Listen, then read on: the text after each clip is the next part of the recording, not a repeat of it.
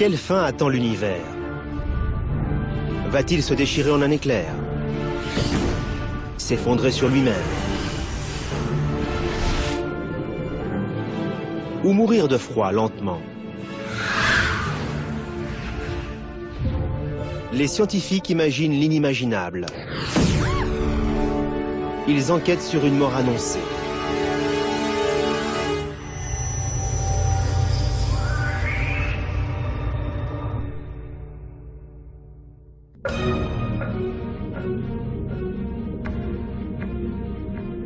Au fin fond de l'espace, une bataille est en cours.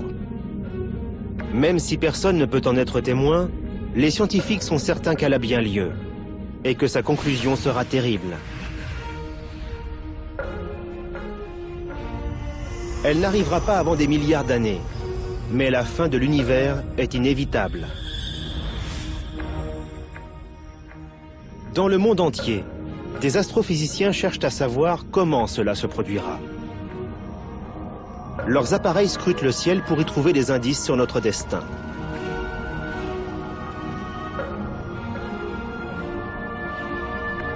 Les pistes qu'ils suivent sont terrifiantes. Dans un premier scénario, la gravité contracte l'univers comme quand on dégonfle un ballon, et l'univers revient à sa taille d'origine. C'est ce qu'on appelle le Big Crunch, le grand effondrement. L'univers terminerait en une boule de feu de matière qui s'effondrerait sur elle-même.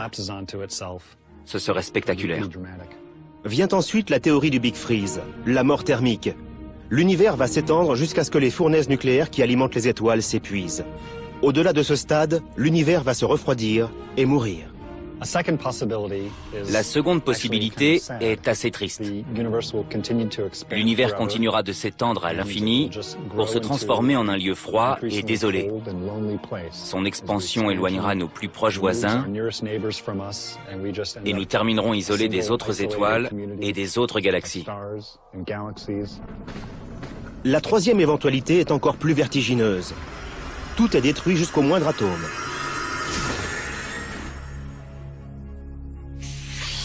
À la façon d'un ballon trop gonflé, l'univers finit par éclater. C'est beaucoup plus spectaculaire que le Big Freeze et aussi radical que le Big Crunch. L'univers continue de s'étendre, mais à un rythme si rapide que même le tissu espace-temps ne peut plus maintenir la cohésion de l'univers.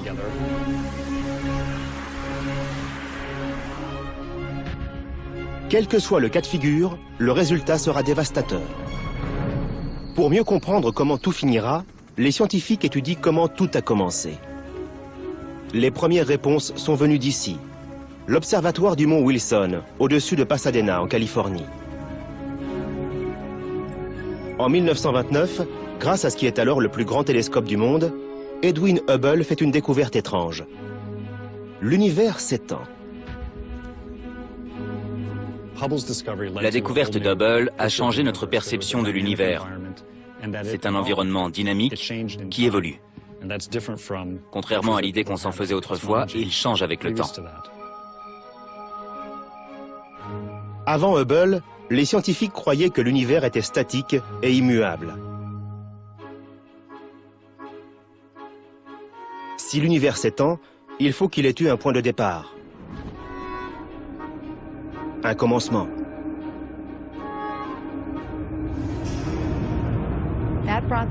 C'est ce qui a fait naître l'idée de se repasser le film en arrière, de trouver le moment où ça a commencé.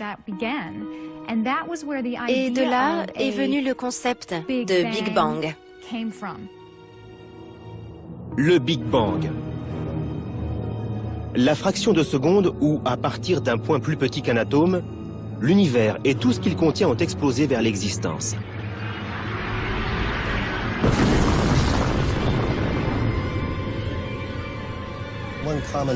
Une erreur classique est de croire que l'on pourrait identifier un point dans l'espace où le Big Bang s'est produit. En fait, il faut voir le Big Bang comme une création simultanée partout dans l'espace, avec une expansion qui se poursuit encore aujourd'hui. Au moment du Big Bang, les premières particules de matière, les quarks, ont été produites.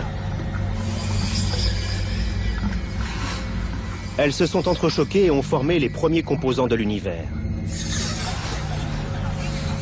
Ils ont flotté dans un épais nuage de plasma pendant environ 400 000 ans.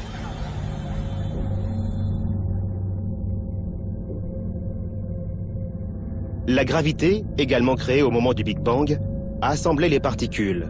Les premières étoiles sont nées et le cosmos s'est éclairé. La théorie du Big Bang est très solide. Mais nous travaillons encore sur ce qui s'est passé au moment du Big Bang. On ne comprend pas vraiment. Si l'univers s'étend depuis le Big Bang, les scientifiques doivent envisager que cette expansion puisse s'arrêter un jour. La question est de savoir comment.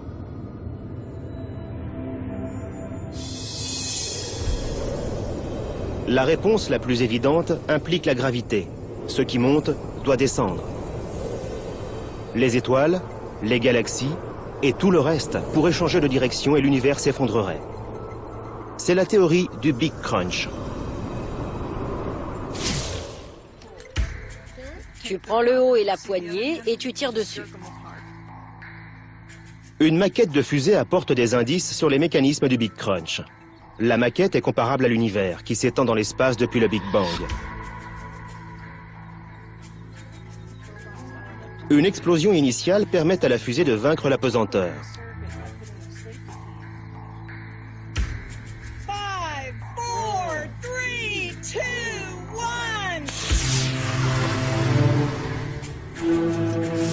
L'explosion du moteur fait décoller la fusée de sa rampe de lancement. Elle accélère dans les airs et se libère de la pesanteur. Pour l'instant. Pendant son ascension, on a l'impression qu'elle ne s'arrêtera jamais. Mais la gravité terrestre ne permettra pas que cela dure infiniment. Une fois le carburant épuisé, la fusée monte encore de quelques dizaines de centimètres, s'arrête et est attirée vers le sol. Voilà ce qui se produirait avec le Big Crunch. L'univers tout entier serait attiré vers sa rampe de lancement.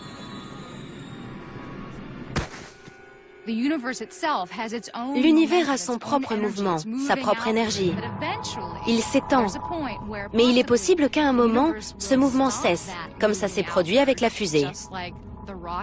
L'univers se replierait alors sur lui-même et s'effondrerait sous l'effet de sa propre gravité.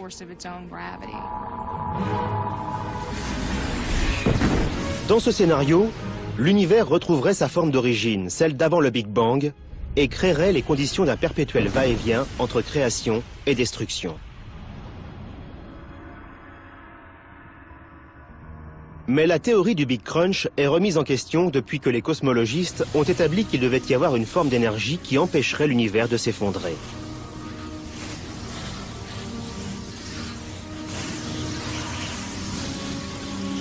L'existence d'une force de ce type a conduit à de nouvelles théories sur ce qui constitue l'univers et sur la façon dont il risque de finir. Des indications précieuses sont offertes par un des phénomènes les plus puissants et les plus mystérieux de l'univers, les trous noirs.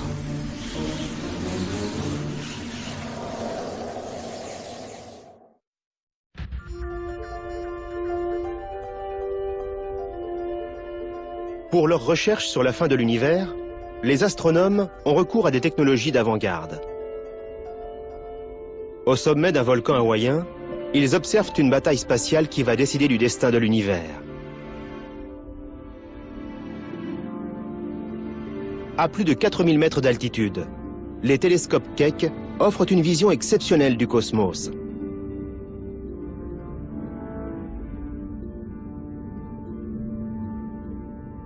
Les chercheurs viennent ici car les télescopes fonctionnent mieux à l'écart des lumières de la ville et bien au-dessus de l'air pollué. L'environnement est austère, mais pour les scientifiques qui veulent percer les mystères de l'univers, c'est le paradis. C'est un endroit fabuleux. Bien entendu, l'air est raréfié et c'est difficile de travailler ici. Mais les télescopes sont incroyablement puissants. On est des astronomes ambitieux. On ne se contente pas d'observer des évidences. On s'intéresse aux objets les moins visibles pour étudier les extrémités de l'univers. Les objets les plus distants nous informent sur la genèse de l'univers. Ici, Les astronomes comme Richard Ellis travaillent sur un problème qui obsède les cosmologistes depuis Edwin Hubble. Ils savent que l'univers s'étend, mais ils ignorent à quelle vitesse. Il sera difficile de déterminer comment l'univers finira avant d'avoir résolu cette énigme. Les réponses se trouvent dans le passé. Ce que j'ai fait, c'est que j'ai ciblé la 12. C'est la bonne étoile. On voit mieux maintenant. Ça valait le coup. Les astronomes utilisent les télescopes comme des machines à remonter le temps. On regarde le passé en étudiant les galaxies lointaines telles qu'elles étaient il y a très très longtemps. En observant des objets que la technologie ne permet de voir que depuis peu, des scientifiques comme Richard Ellis confirment de vieilles théories sur le cosmos.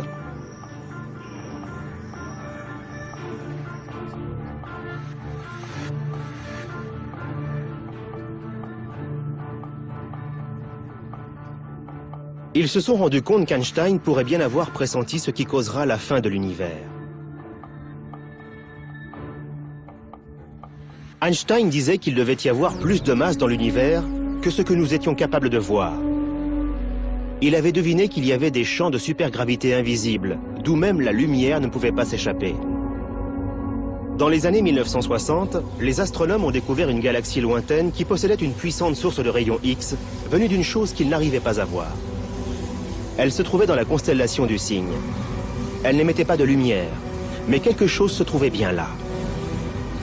Quelle que soit la source de ces rayons, elle avait une masse à peu près 7 fois supérieure à celle de notre Soleil. Ce phénomène a été baptisé trou noir.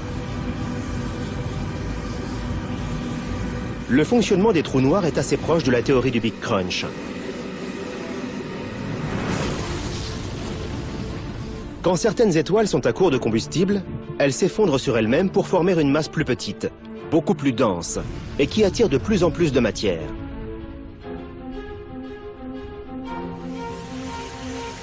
L'attraction gravitationnelle est si puissante que tout ce qui se passe à proximité d'un trou noir y reste piégé à tout jamais. Même la lumière ne peut s'en échapper. L'idée a de quoi vous donner le tournis. Une chose invisible et pourtant détectable nous offre un aperçu de notre destin. Cette bâche noire représente l'espace, qui est relativement plat. Mais quand vous placez un gros objet dans l'espace, il le courbe. C'est une pièce. Regardez les beaux cercles qu'elle décrit. En gros, le trou noir l'a piégé et l'a fait orbiter autour de lui. Cette orbite devient très circulaire quand la pièce se rapproche. Et maintenant, la pièce va disparaître. Elle entre dans le trou noir. Notre Soleil aussi courbe l'espace. Sauf que comparé à un trou noir, c'est un abo cosmique. La Terre et les planètes voisines sont piégées par l'attraction gravitationnelle du Soleil. Mais comme elle est beaucoup plus faible que celle d'un trou noir, nous restons en orbite sans être aspirés.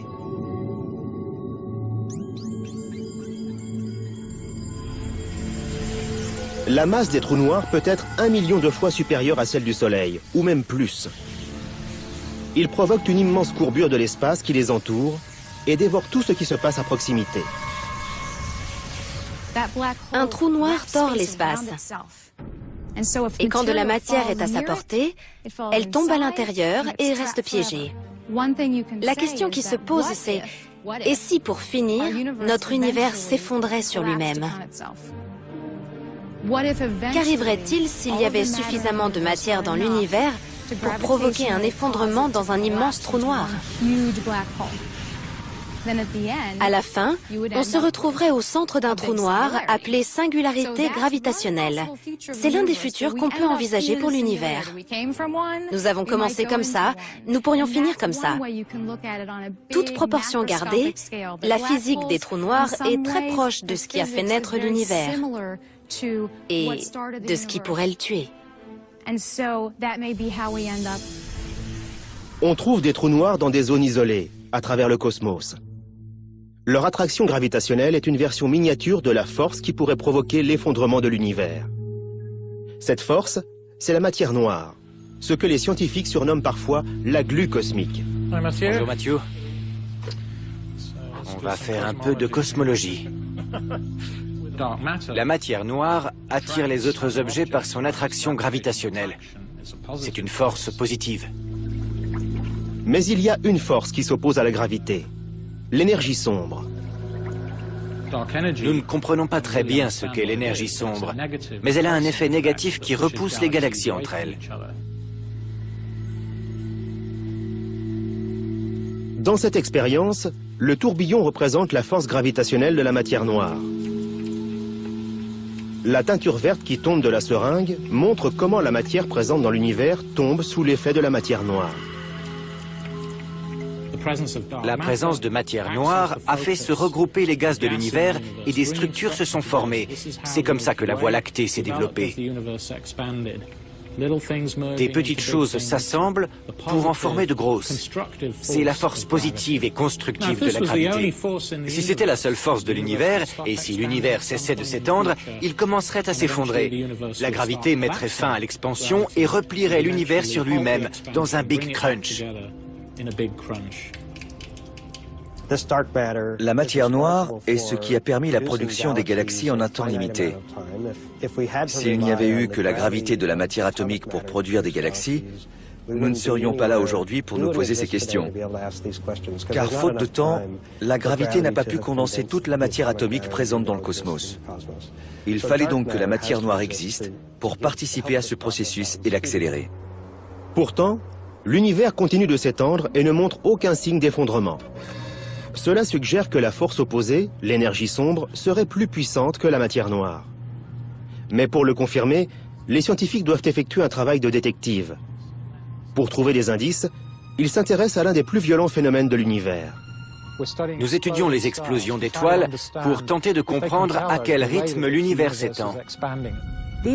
Ces explosions se produisent quand des étoiles qui ressemblent à notre Soleil arrivent en fin de vie. Le combustible qu'elles possédaient dans leur cœur est épuisé. L'étoile s'effondre, la partie externe s'étend et l'étoile devient ce qu'on appelle une naine blanche. Les naines blanches ont parfois d'autres étoiles qui orbitent à proximité. Quand un débris venu de ces étoiles compagnes tombe sur une naine blanche, une énorme explosion se produit.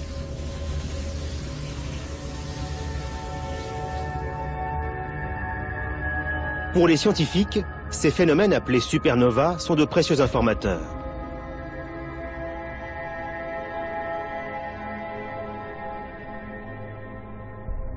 Leurs explosions brèves et lumineuses permettent de suivre l'expansion de l'univers et de mesurer sa vitesse. En gros, ce sont des naines blanches qui deviennent des bombes nucléaires. Elles explosent avec une certaine luminosité et sur une certaine durée. Leur luminosité se dissipe au bout d'un certain temps. À peu de choses près, elles ont la même taille et où qu'elles soient dans l'univers, elles ont la même apparence. Les astronomes établissent la distance et la vitesse de ces explosions en mesurant la quantité de lumière rouge qu'elles émettent. Plus l'étoile s'éloigne rapidement de nous, plus sa lumière est rouge. Quand on étudie le spectre d'une supernova, on obtient des indications sur sa composition chimique et l'expansion de sa coquille, suite à l'explosion initiale, nous informe sur la vitesse. Il y a beaucoup de données physiques que l'on peut étudier à partir de ces événements. Le rythme d'expansion des galaxies qui contiennent des supernovas permet d'évaluer comment le reste de l'univers s'étend. Nous pouvons comparer les vitesses des galaxies avec leur distance. Ce sont les indices qui permettront aux astronomes de prévoir quand l'univers changera de direction et se repliera sur lui-même pour le Big Crunch. Ou alors, ces informations pourraient mener à des conclusions totalement différentes. Le professeur Ellis effectue des recherches à l'observatoire Keck d'Hawaï. Alors que le télescope est au sommet d'un immense volcan, il se trouve dans une salle de visionnage située dans une autre partie de l'île. Ligne d'émission, Johan? Du côté rouge, je crois. Au même instant, Johan Richards se trouve à l'Institut de technologie de Californie à Pasadena. Il étudie la lumière d'une galaxie que le télescope Keck a filmée à Hawaï. Il essaie de voir si certains des éléments connus de cette galaxie sont dans le spectre rouge et s'éloignent de nous.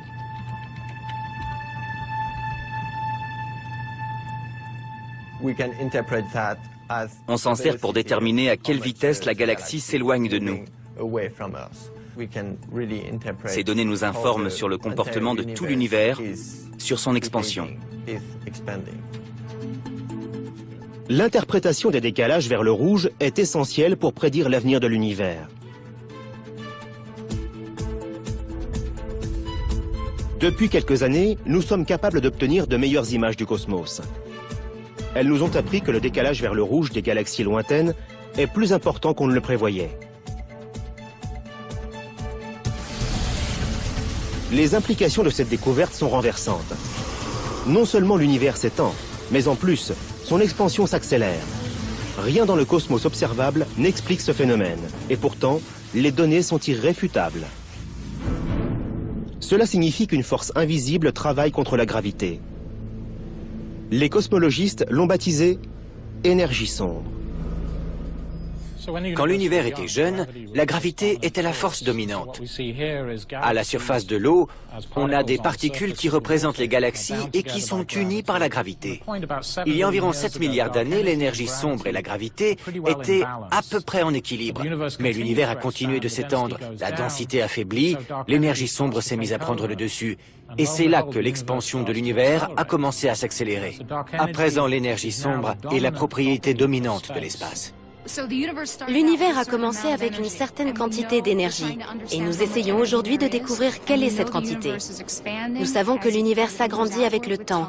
Nous savons aussi que l'expansion de l'univers s'accélère. Mais ce que nous ignorons, c'est si elle va ralentir ou pas. Nous cherchons encore à le comprendre. Pour comprendre quel destin attend l'univers, nous devons savoir quelle quantité d'énergie et quelle quantité de matière il y a.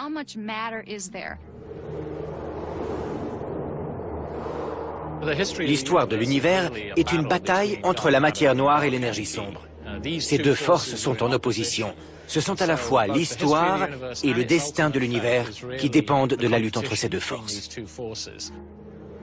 La théorie du Big Crunch reposait sur l'idée que la matière noire était la force dominante. Mais aujourd'hui, les astronomes pensent que l'énergie sombre pourrait être bien plus puissante. Si c'est le cas, l'issue pourrait être spectaculaire et violente. Elle disloque les systèmes solaires, elle disloque les étoiles, et pour finir, elle devient tellement puissante qu'elle disloque la matière elle-même. Elle brise les liens, elle sépare les atomes, elle réduit tout en particules élémentaires, et c'est la fin de l'univers.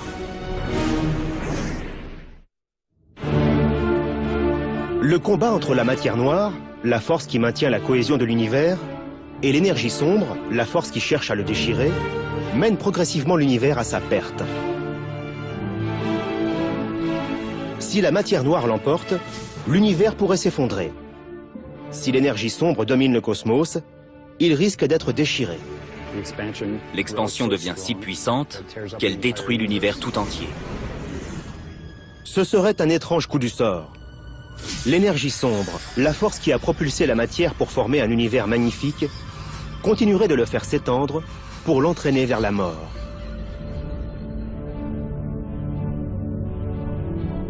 Pour savoir si l'énergie sombre est bel et bien en train de gagner la bataille, les scientifiques doivent d'abord découvrir à quelle vitesse l'univers s'étend.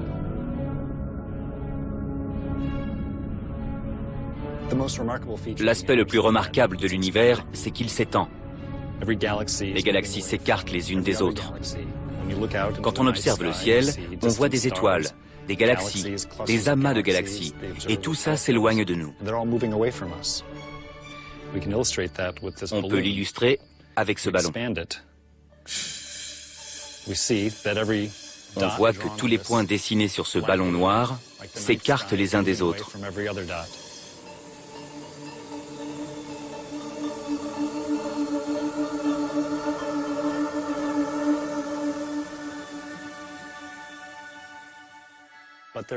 Mais il y a autre chose que nous savons sur l'univers. C'est que son expansion va de plus en plus vite. Il s'agrandit à un rythme de plus en plus élevé.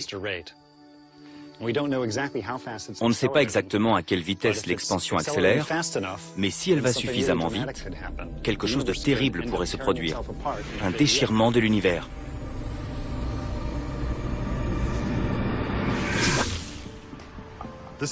C'est parfait. C'est super que tu aies installé ça. C'est la version géante d'une démonstration que je fais en classe. Le professeur Caldwell prépare une expérience qui montrera comment l'énergie sombre agit sur l'expansion de l'univers. Il va utiliser un pistolet de paintball monté sur une voiture. On peut régler l'angle absolument comme tu veux. Je pense qu'un peu plus vers le sol, ce serait mieux. Ça te va comme ça? Oui, c'est bien. La voiture descend une pente en roue libre. La pesanteur tire le véhicule de la même façon que l'énergie sombre propulse l'univers et le fait s'étendre. La pesanteur tire le véhicule de plus en plus vite. Le pistolet tire ses billes de peinture à 1 seconde d'intervalle. Caldwell mesure la distance entre les taches de peinture pour calculer à quel rythme le véhicule accélère. Il utilisera ces données pour comparer la pesanteur à l'énergie sombre du cosmos.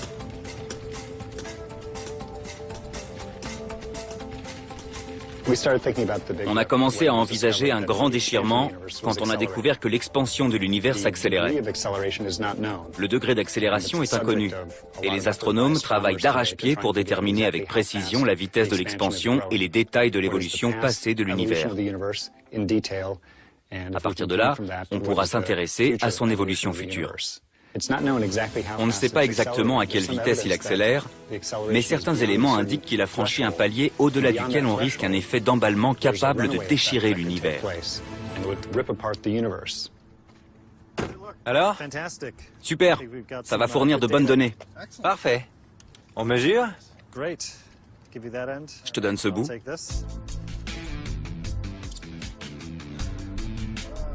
Ça nous fait 1,73 m. Le but de cette expérience est d'établir des parallèles entre la voiture propulsée par la gravité et l'univers en accélération. Les intervalles s'agrandissent assez vite. Au bout de quelques mesures, la distance entre les taches de peinture a presque été multipliée par 7.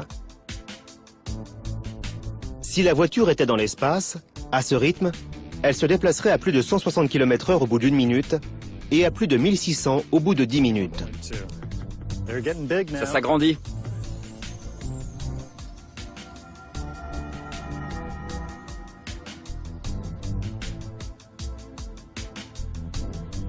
Ici, on a 12,90 m. 12,90 m. Pour Robert Caldwell, la question est de savoir si le même genre d'expansion et d'accélération se produit à l'échelle cosmique. Les capsules sont en quoi? En plastique? C'est de la gélatine. Elles sont biodégradables. On peut les manger si on veut. Voici les données que j'ai collectées avec Eric. La distance cumulative parcourue par la voiture en tant que fonction du temps. Ça nous donne cette belle parabole. C'est exactement ce que l'on attend d'un corps en accélération. Ici, j'ai un autre calcul qui porte sur l'accélération de l'univers.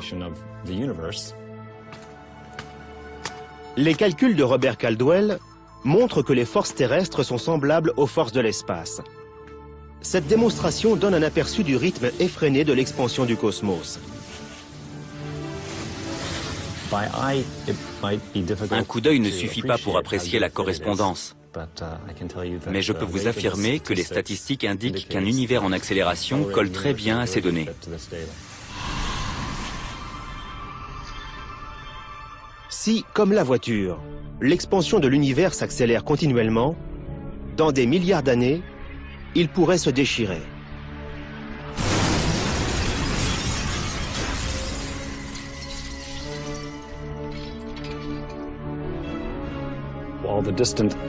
Toutes les étoiles lointaines et les galaxies seront éloignées les unes des autres et de nous. On n'aura pas le temps de basculer dans le froid et la solitude. Ce sera spectaculaire et violent. Les étoiles, les planètes et même les atomes seront disloqués avant que l'univers ne prenne fin. Ça n'arrivera pas avant au moins 50 milliards d'années, mais ça n'en est pas moins fascinant.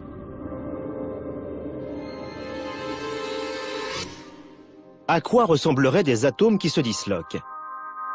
Ces tasses sont des objets solides. Les atomes s'assemblent pour créer un objet capable de contenir un cappuccino sans qu'une goutte ne fuit. Entrons dans la tasse, comme si nous naviguions dans le cosmos. Nous passons les molécules pour entrer dans les atomes.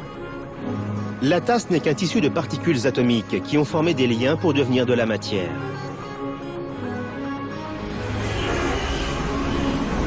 Si ces particules devaient être éloignées, les liens qui maintiennent la cohésion de la tasse ne fonctionneraient plus. Les atomes ne regrouperaient plus les molécules, les connexions entre les particules élémentaires se dissoudraient, la matière cesserait d'exister. Elle se désintégrerait. Voilà la fin que Robert Caldwell promet à l'univers.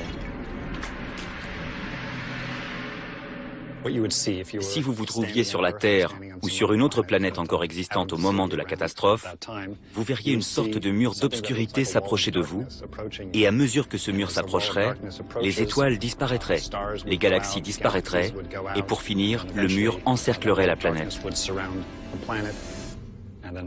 Assez vite, les atomes eux-mêmes seraient disloqués, et voilà. Le mur d'obscurité se réduit en un point, et ça représente la fin de l'univers.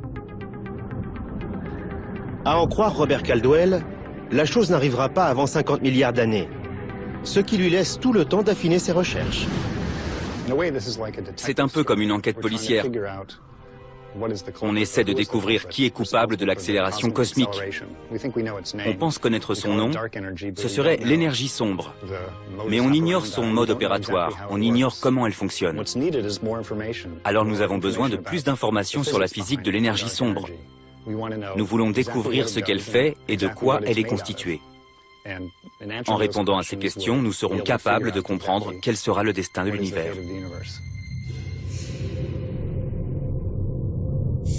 Le grand déchirement est une des théories. Au-dessus de l'atmosphère terrestre, le télescope Hubble fournit aux scientifiques des indices qui tendent vers une fin moins violente, mais tout aussi inévitable.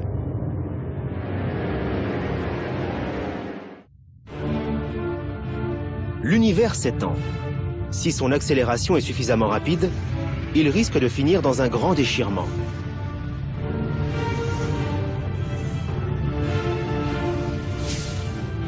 Il est aussi possible qu'il continue de s'étendre, mais à un rythme plus lent.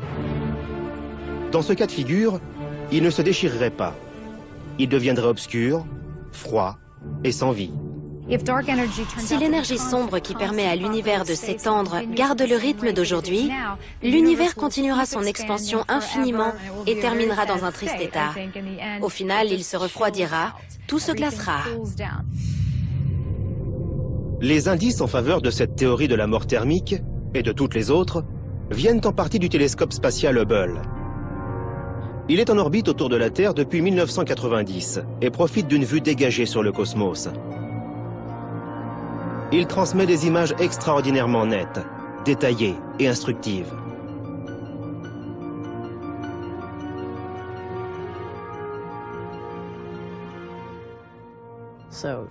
Voici un exemple de champ profond qu'Hubble a pu photographier. On pointe le télescope sur toute une région de l'espace. Quand vous l'observiez avec des images prises au sol, comme c'était le cas avant le lancement d'Hubble, elle faisait la taille d'un timbre-poste. Soudain, avec le premier champ profond photographié par Hubble, on a découvert 4000 galaxies semblables à celle-ci et qui n'étaient pas visibles depuis la Terre. Il a une puissance incroyable. Chacune de ces traînées est une galaxie qui contient environ 100 milliards d'étoiles.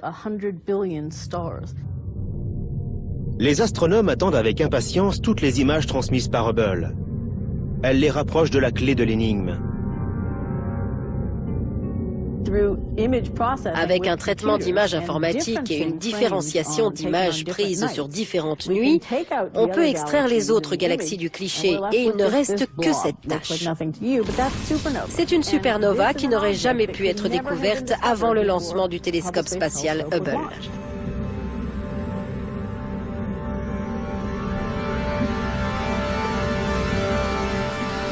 Hubble voit plus que des étoiles et des galaxies. Il est sur la piste d'un des composants clés de l'espace. Cet ingrédient invisible que certains estiment capable de freiner l'énergie sombre et de causer une mort thermique c'est la matière noire. Les scientifiques décrivent la matière noire comme la substance qui maintient la cohésion de l'univers. Elle pourrait empêcher qu'un grand déchirement ne se produise.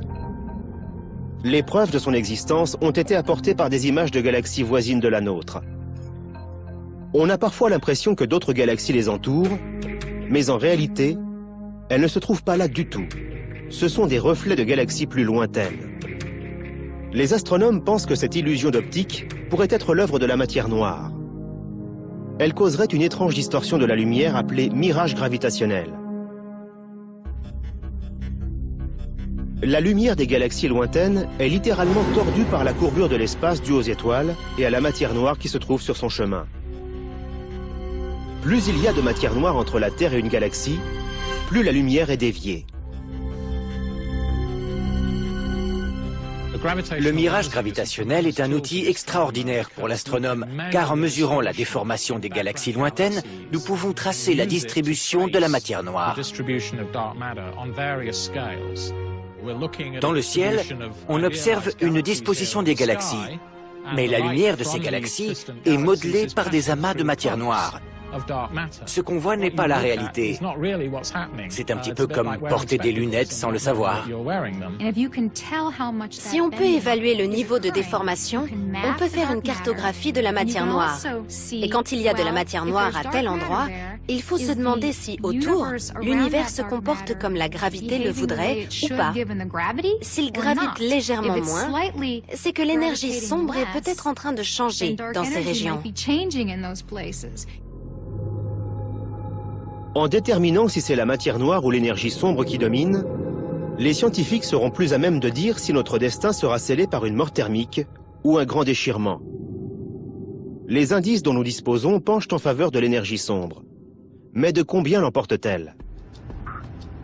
Pour répondre à cette question, les astronomes doivent trouver le moyen de mesurer la vitesse à laquelle l'univers s'étend. Sur Terre, la vitesse d'un objet est facile à évaluer. Un avion, par exemple, est suffisamment proche pour qu'on puisse l'observer et calculer sa vitesse en chronométrant le temps qu'il met pour se rendre d'un point à un autre.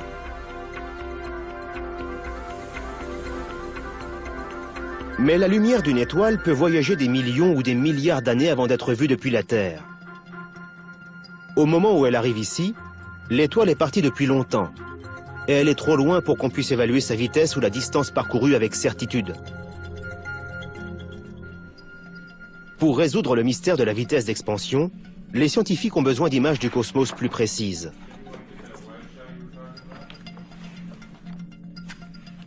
On ne pouvait même pas observer ces galaxies avant le lancement du télescope spatial Hubble.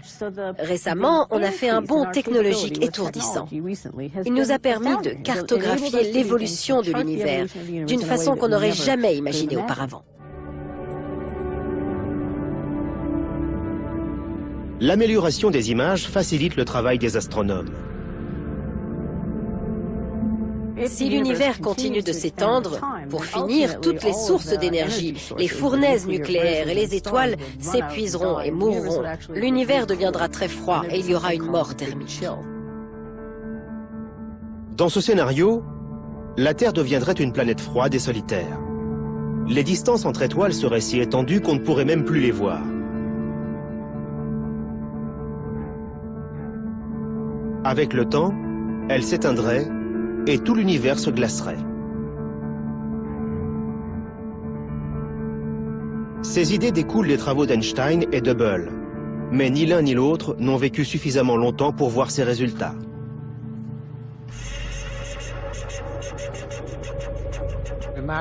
Imaginez un peu ce que penseraient Einstein et Hubble s'ils étaient là pour voir les progrès effectués sur le sujet. Pour Einstein, l'expansion de l'univers était la conclusion naturelle de ses équations. Mais le fait que l'univers ne donnait pas l'impression de changer le laissait perplexe. Et Edwin Hubble cherchait en vain à prouver que l'expansion de l'univers ralentissait. En fait, ils se trompaient tous les deux. Elle accélère. À l'époque où Einstein a élaboré sa théorie générale, on ne savait pas qu'il y avait d'autres galaxies en dehors de la nôtre, et on ignorait que l'univers s'étendait. Même si ces équations montraient que l'univers devait s'agrandir, Einstein lui-même n'avait pas assez confiance en ses calculs pour affirmer que l'univers s'étendait ou se rétractait. Reste que son travail a mené à la découverte de la matière noire et de l'énergie sombre, les forces capables de provoquer le Big Freeze. Cette sphère illustre les principes de cette mort thermique. Les billes qui en sortent sont comme les étoiles qui se sont formées après le Big Bang. L'énergie sombre les propulse vers l'extérieur. La matière noire les ralentit. Dans le cas d'un Big Freeze, l'expansion se poursuivrait, mais le combustible nucléaire qui fait brûler les étoiles finirait par s'épuiser.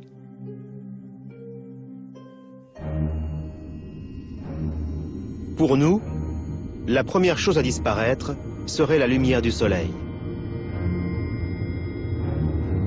Il se ternit à mesure qu'il brûle ses dernières réserves. La Terre gèle et la vie disparaît. Des milliards d'années après la disparition des humains, le cosmos s'étend hors de vue. Il restera peut-être quelques étoiles récentes, mais la plupart se seront éloignées depuis bien longtemps. La fournaise qui alimente l'univers s'éteint. Le cosmos assombri continue de s'étendre et n'est plus qu'un vestige gelé et sans vie.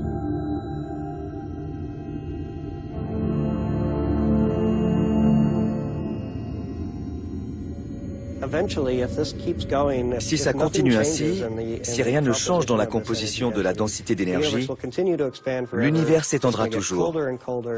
Il deviendra de plus en plus froid, et pour finir, même les galaxies voisines de la nôtre s'éloigneront tellement qu'on ne pourra plus les voir.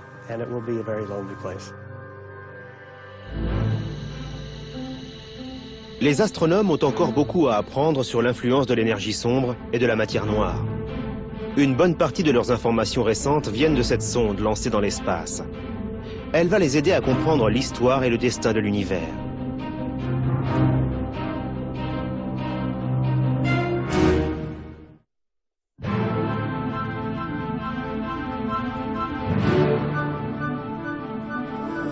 La nuit, le ciel nous apparaît comme un lieu calme et paisible. Mais en réalité, il court à sa perte.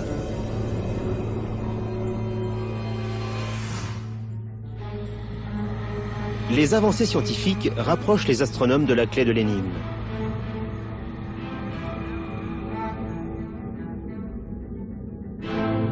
Elle pourrait se trouver dans cette image multicolore. C'est une carte de l'univers peu après sa création.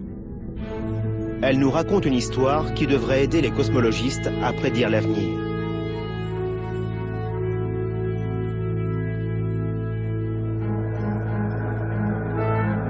La machine qui a fourni ces images est le WMAP, le Wilkinson Microwave Anisotropy Probe, un satellite de la NASA qui travaille nuit et jour à la cartographie du cosmos.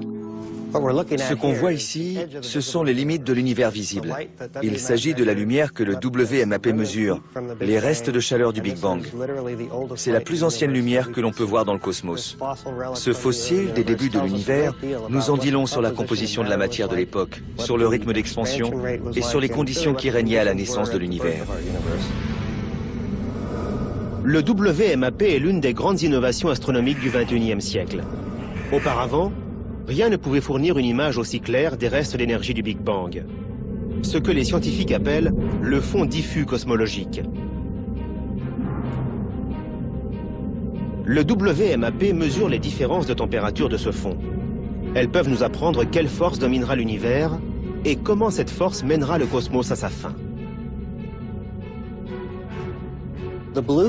Les taches bleues sont des régions où le rayonnement produit par le Big Bang est légèrement plus froid que la moyenne. Et les taches rouges sont des régions légèrement plus chaudes que la moyenne. Les différences de température révélées par le WMAP donnent des indications sur la nature de la matière et de l'énergie que contient l'univers.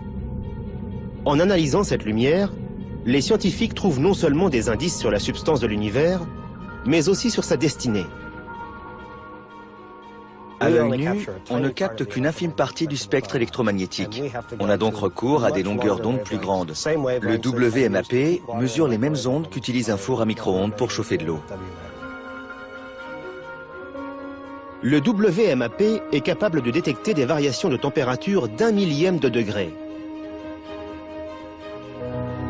Cette sensibilité permet de calculer les proportions de matière noire et d'énergie sombre. On assemble toutes ces mesures et on dresse une carte de ces variations. En augmentant le contraste, on peut aller au-delà de cette lueur uniforme issue du Big Bang et chercher une variation. Une fois que Gary Inshaw ajuste le contraste, la carte du WMAP prend vie.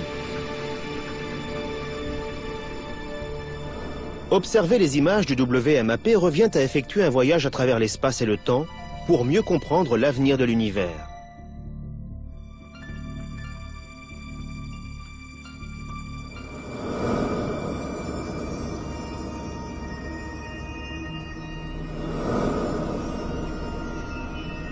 En s'éloignant de la sonde et en suivant le chemin de la lumière qu'elle collecte, nous passons Mars, Jupiter et Saturne, dont la lumière met 1 heure pour arriver sur Terre. Après avoir quitté la Voie lactée, nous passons Andromède, la galaxie la plus proche de la nôtre. Sa lumière met 2,3 millions d'années pour arriver sur Terre. Nous avons donc parcouru 2,3 millions d'années à travers le temps.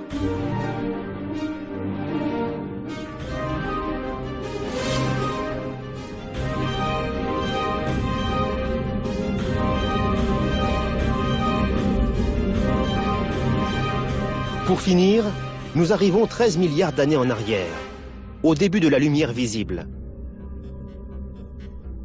Avant cela, l'hydrogène surchauffé est partout.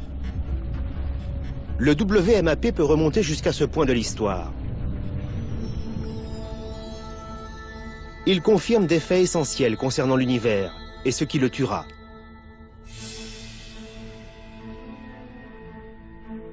Le WMAP entrouvre une fenêtre sur le dernier acte du cosmos. Ces informations, combinées au travail des astronomes, ont mené à des découvertes étourdissantes sur l'expansion rapide de l'univers. Elles confortent la théorie de l'énergie sombre et la possibilité d'une mort thermique ou d'un grand déchirement. Grâce aux données que nous avons depuis 10 ans, nous savons qu'entre la matière noire et l'énergie sombre, il y a un rapport de 2 pour 1 en faveur de l'énergie sombre. C'est le principal composant de l'énergie de l'univers. Les preuves sont là. L'énergie sombre prend le dessus. Pour les astronomes, c'est un élément capital. Avant la découverte de l'énergie sombre, les choses étaient plus simples. En déterminant la quantité de matière présente dans l'univers, on pouvait se prononcer sur son destin. Cette époque est révolue. Les preuves s'accumulent et confirment que l'univers continuera de s'étendre. Reste à savoir s'il le fera jusqu'à en mourir. En l'espace d'1 siècle, nous avons fait d'immenses progrès dans l'étude de l'univers et de son expansion. Mais cela a suscité plus de questions que de réponses.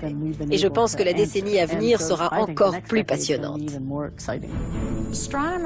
En tant qu'astronomes, nous sommes face à une multitude de défis que nous ont lancés les théoriciens et nous essayons de répondre rapidement à toutes ces questions. Je trouve ça très excitant, car lorsqu'on peut observer quelque chose, on le met à l'épreuve. Et c'est ça, la science.